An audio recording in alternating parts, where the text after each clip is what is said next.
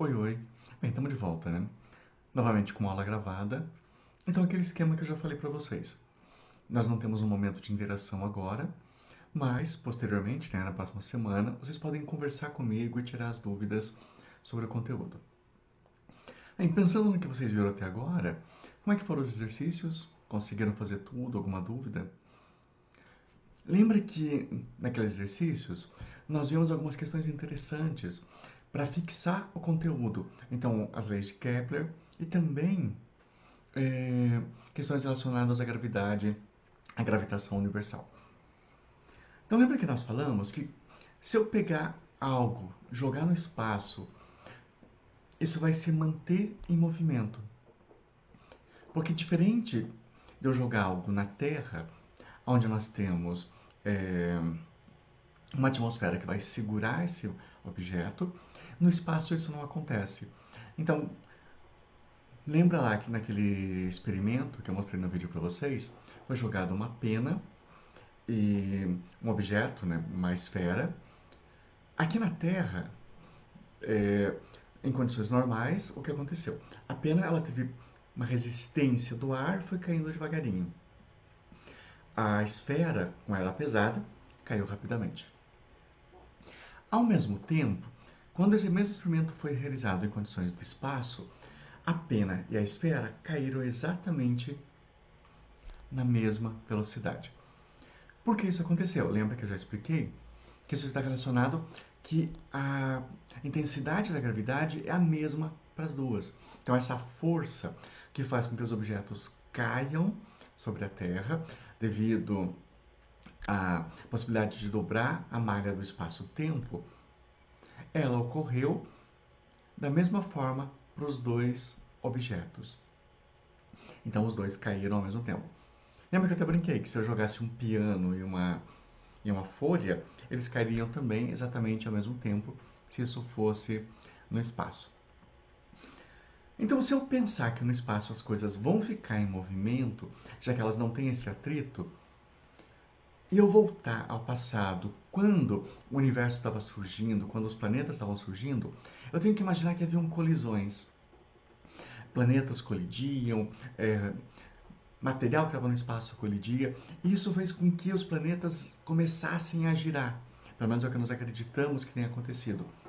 Como não existe nenhuma força que vá reduzindo essa possibilidade, nós não temos esse atrito acontecendo no espaço, os planetas começaram a girar e não pararam mais de girar. Tanto em seu eixo, no movimento que nós vamos chamar de rotação, quanto em torno do Sol, que nós vamos chamar de translação. Então, lembrando, é claro, que no passado já foi pensado no movimento geocêntrico, a Terra sendo o centro, depois foi pensado no movimento heliocêntrico, o Sol sendo o centro. Nós sabemos hoje que o Sol não é o centro do universo, mas é o centro do nosso sistema solar. Então a Terra e os outros planetas, Marte, Júpiter, vão estar circulando naquela órbita elíptica a partir das leis da física que nós estamos estudando, as leis de Kepler. Então, esses movimentos vão ser regulados por tudo que nós já vimos até agora, pela questão da gravidade e pelas leis de Kepler, primeira, segunda e terceira. Então vamos dar uma pensadinha, conhecer um pouco mais sobre esse tema nessa nossa aula.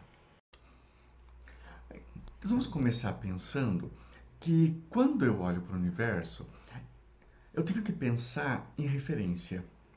Então, o que seria se pensar em referência?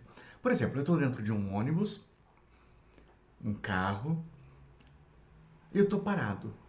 De repente, o carro que está do meu lado, ele se movimenta. Aí eu paro assim e olho, meio assustado, como se eu tivesse movimentado. Aí eu olho, penso bem, não, mas o meu carro está parado. O ônibus que eu estou está parado.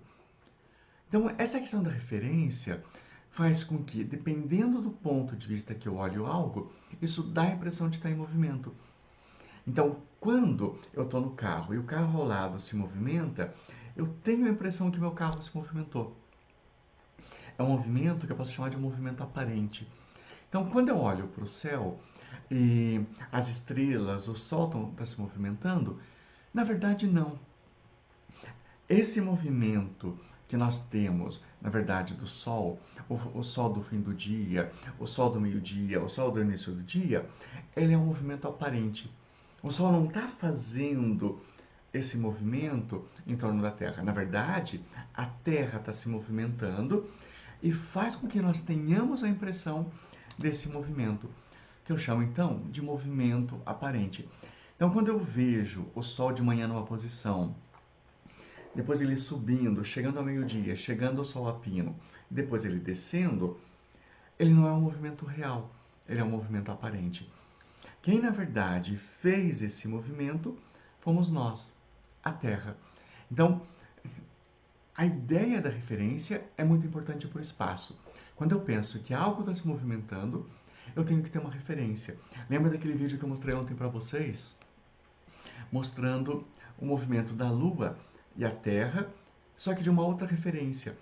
Eu tinha a Lua parado e a Terra se movimentando, porque eu não estava mais olhando a Lua da Terra, porque quando eu olho a Lua da Terra, o que acontece? Eu vejo a Lua se movimentando. Quando eu olho a Terra da Lua, que foi a visão que nós tivemos no vídeo, eu vejo então a Lua parada e a Terra se movimentando.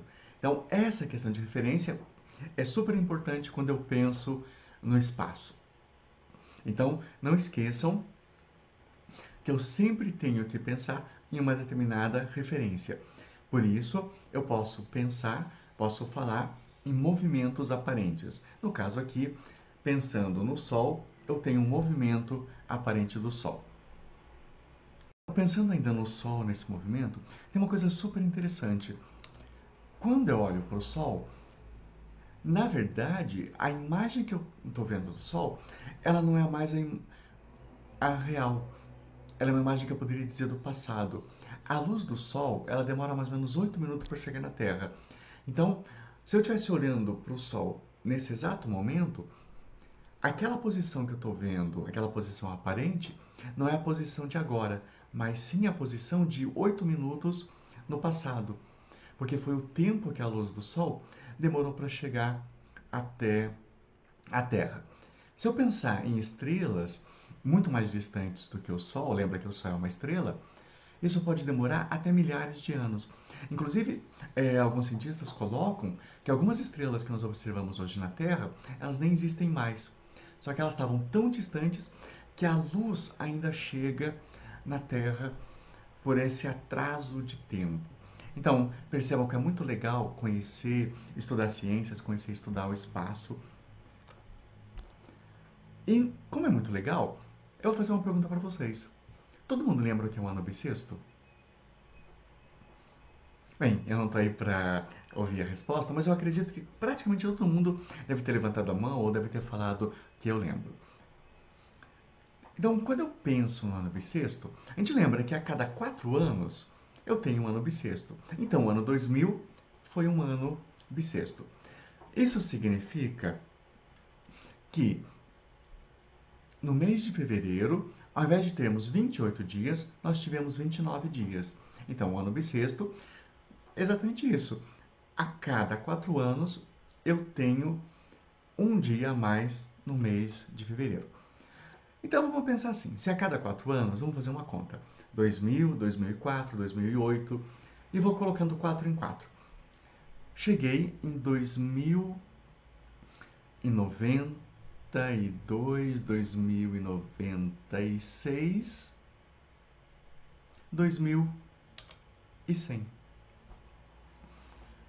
E eu pergunto para vocês, nessa lógica, 2100 vai ser um ano bissexto?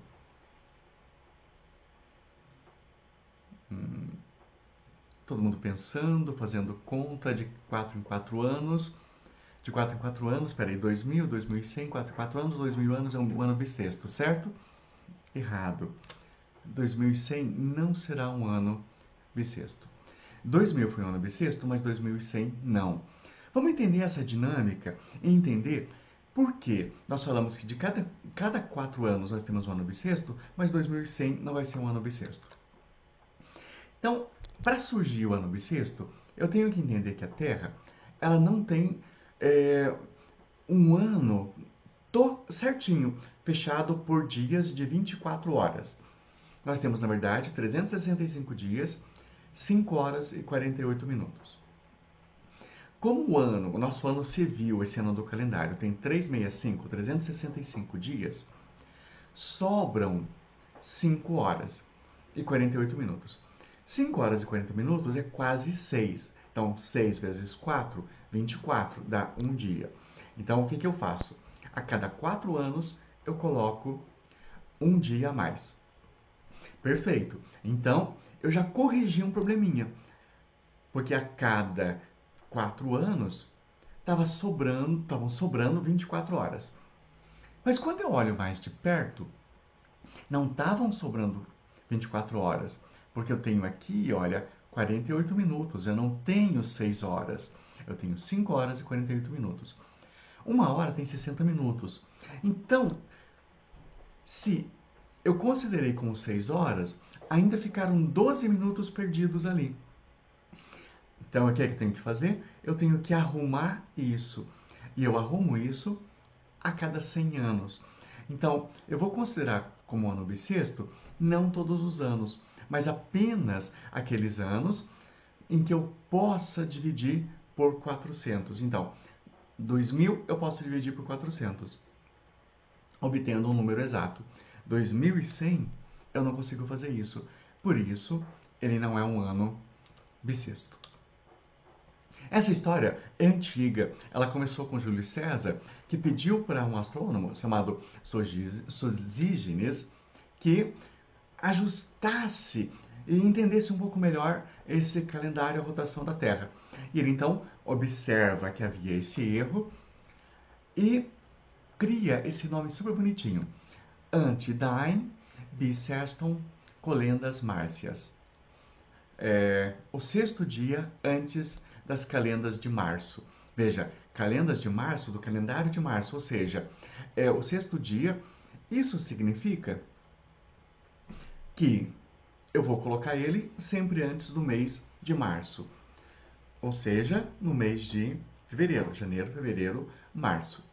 Então, eu vou colocar esse dia que eu tenho que arrumar no mês de março. Como ficou muito grande essa palavra, acabou virando uma frase resumida, bissextos, que em português virou simplesmente bissexto. Então, voltando àquela lógica que a gente colocou lá, eu preciso que o meu ano seja múltiplo de 400. Então, 1800, 1900 não foi múltiplo de 400, então não foi ano bissexto. 2000? Sim. 2100? Não. 2200? Também não. Então, percebam que a regra, ela tem que dar conta dos 5 dias e também do 48 minutos. Por isso eu vou ter a cada 4 anos, aí ele desaparece em 100 anos e depois ele volta a cada 400 anos. Parece complicadinho, mas tudo isso é para que eu tenha uma exatidão muito maior em meus calendários. E lembra que tudo isso tem a ver com dois movimentos importantes, o movimento de rotação e o movimento de translação da Terra.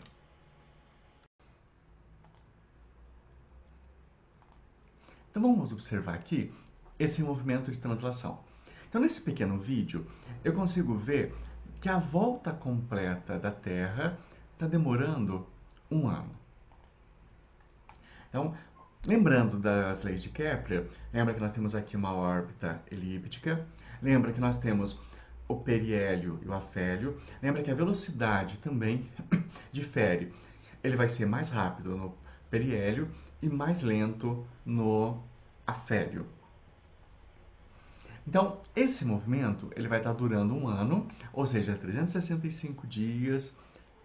E aí eu tenho aquela conta que não é tão exata, então eu não vou chegar exatamente. Eu tenho uma pequena sobra. Essa sobra lembra de 48 minutos e 5 horas. Ou melhor, 5 horas e 48 minutos. Ficou estranho inverter essa sobra. Então, vamos retomando aqui nesse movimento. Então, olha lá. A Terra movimentando em torno do Sol, seguindo essa órbita elíptica e completando em um ano.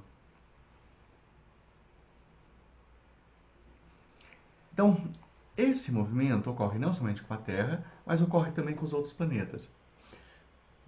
O tempo que isso vai ocorrer em outros planetas, é claro que é diferente do tempo que ocorre na Terra, porque lembra que, de acordo com a terceira lei de Kepler, nós vamos ter sempre um ano, né, uma unidade astronômica, mas a distância dele vai fazer com que a duração desse ano, dessa unidade astronômica, seja diferente dependendo da distância com que eu estou do Sol. Algo importante acontece com esse movimento, que é a formação das estações do ano. Então, enquanto a Terra está se movimentando em direção ao Sol, ela vai receber maior ou uma menor incidência de luz. Tenho que lembrar também que essa incidência de luz e calor depende não somente do afélio, do periélio, mas depende também da posição da Terra. A Terra, ela tem um eixo inclinado. A gente vai ver um pouco melhor sobre isso quando a gente vai falando da rotação. Mas como ela está inclinada, isso significa que a quantidade de luz não vai bater exatamente igual dos dois lados. Porque se ela batesse exatamente igual dos dois lados, indiferente do afélio ou do periélio, eu manteria sempre a mesma quantidade de incidência luminosa nos dois lados do planeta e eu teria, então, sempre estações exatamente iguais nos dois hemisférios. Então, veja, aqui o hemisfério norte está tendo uma quantidade maior de calor, então ele está no verão. Enquanto que o hemisfério sul está no inverno. Então, se eu pensar dessa forma, eu vou entender o quê? Que nesse momento do ano, nós estamos agora iniciando o inverno aqui e nós estamos iniciando o verão no hemisfério norte. Então, dando continuidade ao movimento, o que eu vou observar? Que isso vai se inverter do outro lado. Então, enquanto no hemisfério sul eu tiver o verão, no hemisfério norte eu vou ter o inverno. Então, lembra, esses movimentos de rotação, juntamente com o movimento de translação, estão permitindo que a Terra tenha essas variações, tendo então as 4 estações. Lembrando, é claro, que nesse processo da formação das estações, nós não temos apenas os extremos, inverno e verão. Nós vamos ter também primavera e outono. Então, sei lá, nós teríamos, por exemplo, agora, nós estamos no outono, inverno, primavera, verão. Se isso ocorre dessa forma aqui, isso também se inverte no outro hemisfério, já que o outro hemisfério ele está espelhando a gente de forma inversa devido ao ângulo de inclinação da Terra. Então, nunca esqueçam disso. As estações do ano dependem não apenas do movimento de rotação, mas também do movimento de translação. Ou poderia dizer o contrário, não apenas do movimento de translação, mas também do movimento de rotação. Então, quando eu penso nessas estações, eu vou lembrar lá, por exemplo, que começando aqui do inverno, que é o período que nós estamos... Na verdade, nós estamos no outono, né? Então podemos começar pensando no outono. O outono é quando a Terra, para nós, ela está começando a receber uma intensidade luminosa menor, ela está começando a esfriar. Uma característica disso aqui no Brasil é que muitas plantas, como os ipês, por exemplo, perdem folhas, fica uma coloração um pouco mais avermelhada. Muita gente lembra com relação àquelas plantas do Canadá, porque aqui em Curitiba tem muitas delas mesmo, as pessoas fotografam porque ela fica super vermelha, que é uma forma dela começar a se preparar para o inverno. O inverno, então, é aquele clima frio. Nós temos uma incidência de calor, de luz menor. O dia agora é bem curto, então 7 da manhã é quase que noite ainda. 6 da tarde também já está escuro de novo. Então, são características de inverno. Quando eu penso na primavera, aqui as flores nascendo, então, após o inverno, as plantas novamente vão ter folhas, vão começar a ter flor, os ipês vão dar flores. É um período que a temperatura começa a aumentar, a natureza começa a reagir e começa então a produzir flor, fruto, semente para poder se multiplicar, para poder povoar novamente. E chegamos no verão, com essa maior incidência, aqui no Brasil um calor gigantesco. Comparando com o inverno, No verão, então, nós temos o contrário, nós vamos ter uma noite menor. Então, 6 da manhã já é dia, 7 da noite ainda tem luz. Por isso que até pouco tempo, vocês devem lembrar disso, existia o horário de verão. Depois o governo optou por acabar com o horário de verão, mas o horário de verão ele tentava fazer com que nós aproveitássemos um pouco mais essa variação natural. Então, eu posso pensar em equinócio e solstício. Então, eu teria aqui, olha, o equinócio, veja, tem uma relação com a posição do Sol. Então, mais ou menos entre 20 e 21 de março, eu tenho o outono no hemisfério sul. Lembrando, se lá é outono, aqui vai ser primavera e vice-versa. Quando eu chego de 20 a 21 de junho, eu tenho o verão no norte e vou ter então aqui no sul o inverno. Lembra, nós estamos entrando no inverno. Aí continuando, em setembro eu tenho lá no sul o outono e em dezembro eu tenho no sul o inverno. Pensando no norte, eu teria então o verão. Então, aqui é uma imagem que está fora da escala, né? Mas é uma imagem da apostila de vocês, que é bem bacana que a gente consegue entender de onde vieram as datas de início de cada uma das estações, os equinócios e os solstícios. Então, só lembrando, né, que o equinócio, veja que o Equador, ele vai ter um ângulo aqui com o Sol, então ela tem essa aproximação, digamos assim, com o Sol, e no solstício esse ângulo ele se inverte. Então, por isso eu vou chamar isso de equinócio e vou chamar também de solstício. Bem, se eu tive esse movimento de translação, e lembrei já que o movimento de rotação ele é essencial também para que ocorram as estações do ano, os dias da Terra dependem muito mais diretamente do movimento de rotação. Então, quando eu olho aqui a Terra, então lá eu tenho a linha do Equador, tenho aqui o raio de Sol batendo. Então, veja, o Sol está batendo muito mais de um lado do que do outro.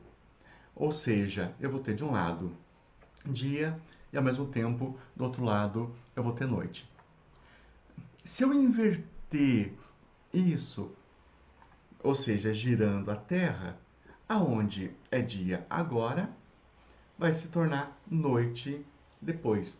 Então, esse giro da Terra, que é um giro anti-horário, ele vai fazer com que nós tenhamos, então, uma incidência de luz maior ou menor, e com isso nós vamos ter dia e noite.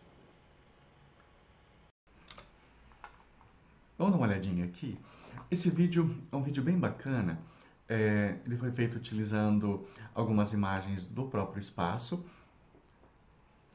E nós temos um movimento de rotação da Terra. Então você consegue observar a Terra girando em torno do seu próprio eixo. Você consegue ver que ela não está retinha, ela tem uma angulação. Eu consigo observar que um lado está recebendo luz, onde eu tenho o dia, e um lado não está recebendo luz, onde eu tenho a noite. Então, esse movimento é um movimento essencial para que eu tenha a formação de dia e noite aqui no planeta Terra. Vamos dar uma olhada nessa outra reprodução? I'm Jay Herman. I'm the Epic Lead. Vou deixar sem som mesmo. Aqui foi um cientista falando sobre esse vídeo. O que acontece? Veja, ele tem a mesma ideia do movimento de rotação, mas extremamente acelerado. Então, a gente consegue observar nesse movimento de rotação que a Terra ela vai passando por modificações, as nuvens, tudo isso tem uma dinâmica muito grande. Então, a quantidade de Sol, então, aumentando, diminuindo, porque isso ocorreu durante um ano todo. Então, esse movimento acelerado mostra pra gente como a Terra faz um movimento de rotação e que esse movimento de rotação também tem sobre a Terra influências no movimento de translação, formando as estações do ano.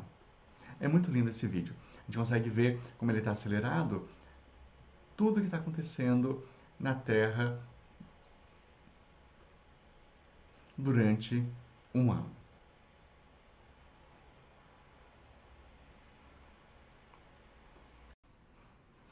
Então vamos lá, só ver com um pouquinho mais de detalhe esse movimento de rotação. Então aqui nós temos a Terra girando sobre o seu próprio eixo, formando o dia e a noite, aí fica bem claro, né?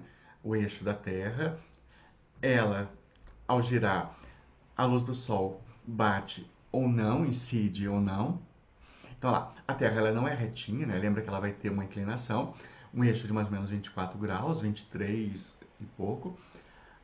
E aí a gente consegue ver aqui a incidência da luz, formando então esse dia de 24 horas. Nós temos então, de um lado, dia, do outro lado, noite. A Terra ela não está mudando a posição, mas ela está girando para que a gente possa ter esses movimentos. E aí então tenhamos o dia e tenhamos também a noite. Claro, existem outros movimentos também que a Terra faz, e um movimento que está na apostila de vocês é o chamado movimento de precessão. Esse movimento seria o quê? Como a Terra tem esse ângulo, lembra que eu falei, o vídeo eu até colocava 24, mas ele é 23,5, o 24 a gente acaba colocando somente para deixar ele mais exato, é como o ano ter 365 dias e não 365 e mais um pouquinho. Então, o que acontece aqui? Eu tenho esse movimento, que eu vou chamar um movimento de precessão. Ele vai ter mais ou menos para que esse movimento termine no próprio eixo, ele vai demorar mais ou menos 26 mil anos. Então, é um movimento que a Terra tem, é legal colocar para vocês mais por curiosidade, mas ele não interfere nos movimentos na Terra aqui pra gente. Então, é muito legal a gente poder pensar que tudo que a gente viu até agora, essas leis de Kepler, tudo que nós vimos com relação à gravidade, eles podem ser utilizados na hora que eu vou entender o que é primavera, o que é verão, o que é outono, o que é inverno, na hora que eu vou entender o que é dia e noite.